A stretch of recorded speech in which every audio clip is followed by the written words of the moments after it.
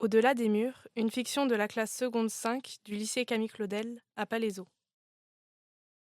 Je m'appelle Ariane, j'ai 16 ans, j'ai les cheveux mi-longs. Châtain-Clair. Et les yeux? Noisette. J'habite avec mes parents et j'ai un petit frère. Alexandre. Aujourd'hui est un jour comme les autres. Je me prépare à partir au lycée. Bon, ils sont mes clés.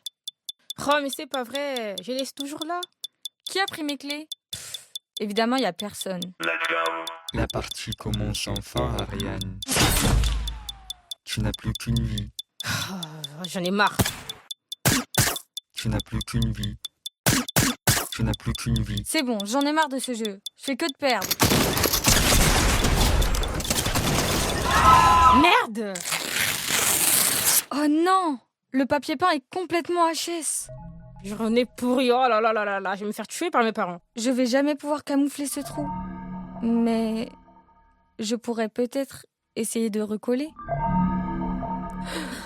Mais qu'est-ce que c'est que ça?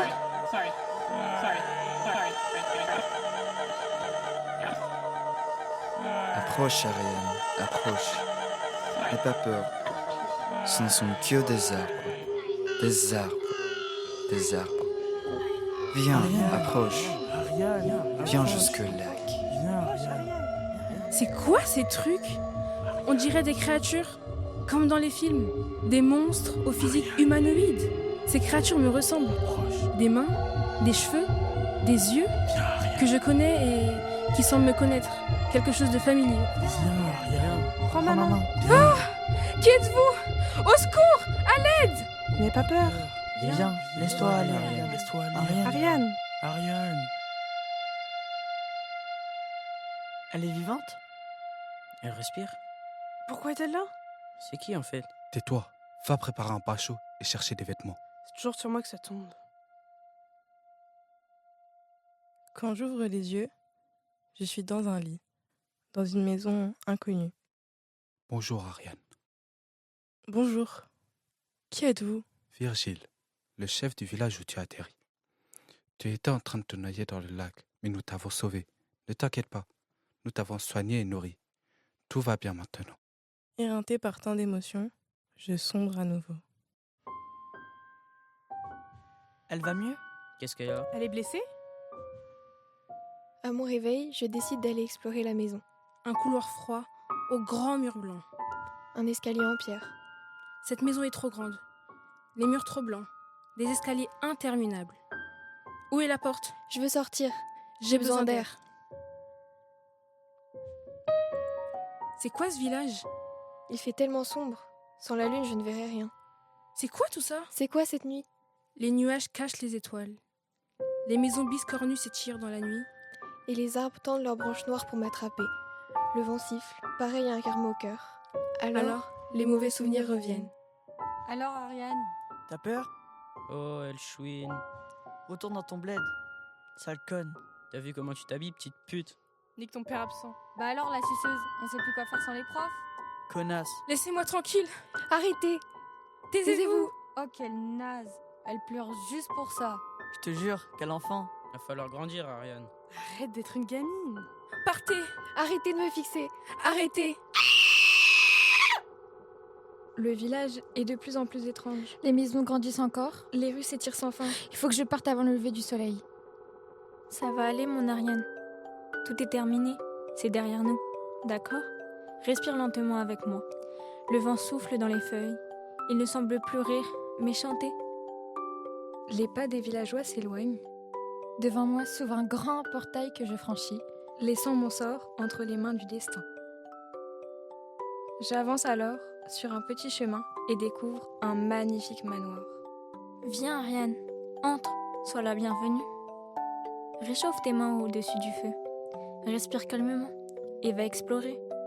Oh, il y a baldaquin et toutes ces peluches. Oh, dis donc, je te connais, toi. J'avais la même. Un ours et sa carotte à pâte. Je t'avais oublié. Tu sais qu'il faut partir, n'est-ce pas, Ariane? Ta place n'est plus là. Tu dois rentrer chez toi pour dire au revoir. Au revoir à l'enfant, au passé. Le vent s'étue. Je m'enfonce dans la forêt sans un regard derrière moi. L'odeur de la ville m'accueille à la sortie de la forêt. Les rues sont désertes.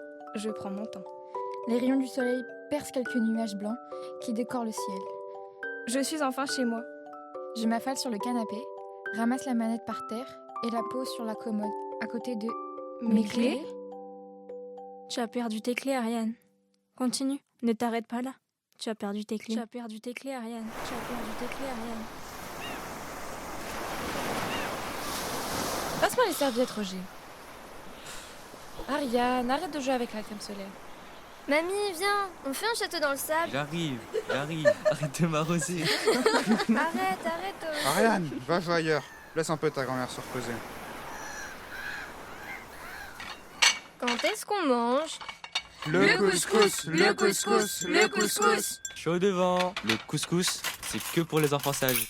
Passe-moi le plat, s'il te plaît. Qui veut de l'eau? Et là, tu vois, tu mélanges bien, après il rajoute les carottes. Toujours aussi bon que le couscous. Ta recette? Toujours la même. Imbattable.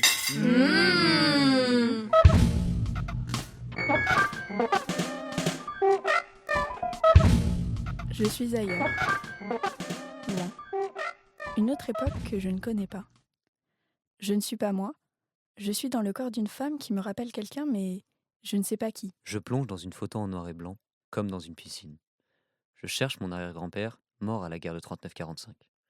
Arrivé de l'autre côté, je sais que je vais réaliser mon souhait. Je regarde la photo d'anniversaire de mon frère, ses beaux yeux verts, et je pleure.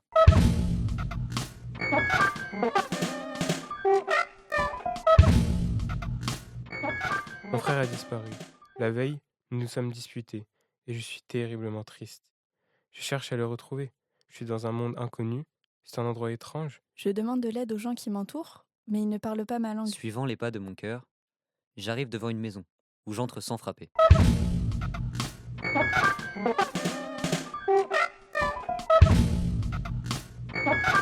Je retrouve mon arrière-grand-père, assis dans un canapé en train de regarder la télé et de siroter un petit verre de pastis. Puis je comprends, je suis ma grand-mère. Et petit à petit, je retrouve tout ce que m'ont transmis mes grands-parents. Ma culture, mes coutumes, la persévérance et tant d'autres choses incroyables. Je vois mon frère, je le prends dans mes bras, je m'excuse, encore et encore. Et nous faisons à manger, et nous rigolons autour d'un bon couscous, soulagés. Nous passons un bon moment à discuter ensemble. Il me manquait tellement, et je ne le savais pas.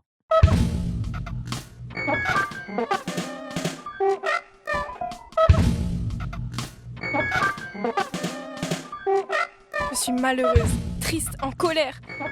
Dans ma famille, à l'école et partout ailleurs.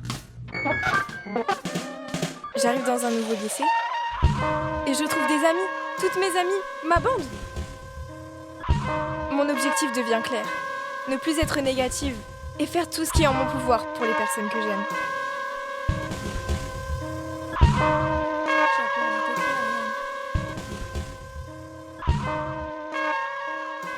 Tu as perdu tes clés, Ariane. Tu as perdu tes clés, Ariane?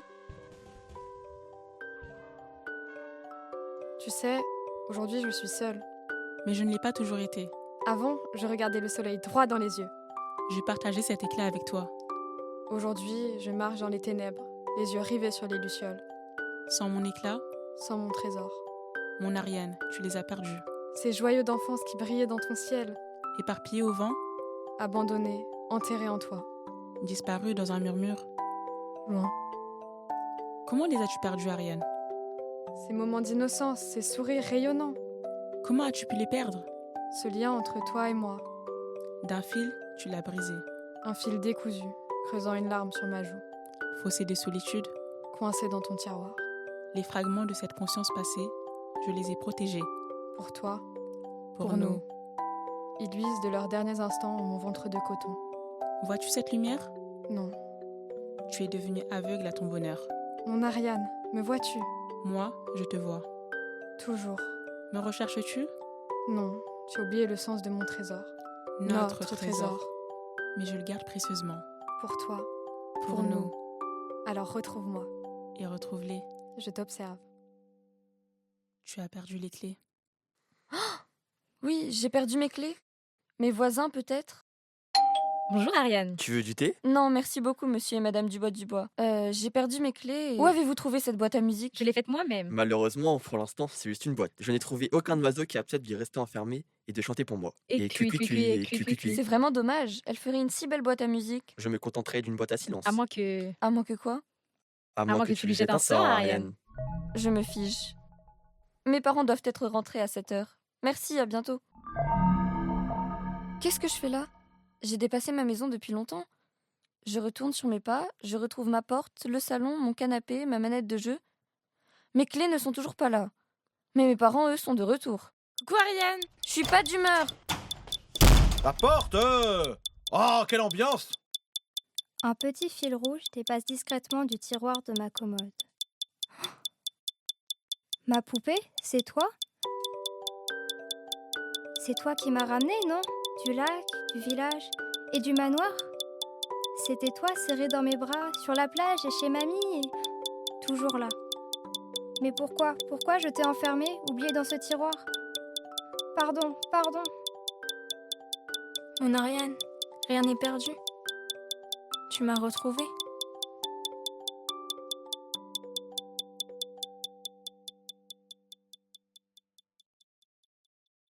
Au-delà des murs, une fiction de la classe seconde 5 du lycée Camille Claudel à Palaiseau, avec la participation de Julienne, Awa, Mariam, Valentine, Esther, Adèle, Elias, Kylian, Axel, Amine, Jasser, Mathéo, Loane, Maëlia, Juliane, Camille, Cyrine, Lucie, Lara-Luisa, Mohamed, Maïwen, Alban, Élise, Nolan, Nalouen, Aaron, Ilyes, Morgane, Maxence, Athéna, Adja, Coralie, Julie, Alban et Dmitri. Enregistré à la SACD le 25 mars 2025 par Baptiste Brunetti. Réalisation François Dubos. Musique Laurie Amat, Emmanuel Revenot. Écriture encadrée par Anna-Karina Lombardi en collaboration avec François Truffet, professeur au lycée Camille Claudel, ainsi que Nathalie Germain, Barbara Laichi et Lou Picmal pour la SACD. Dans le cadre de la 3e édition de Raconte-moi ta vie en Île-de-France, un dispositif imaginé par le Fonds de dotation Auteurs solidaires créé sous l'impulsion de la SACD, mise en œuvre dans l'Académie de Versailles en partenariat avec la région Île-de-France, coordination locale menée par l'ACRIF, Association des cinémas de recherche d'Île-de-France.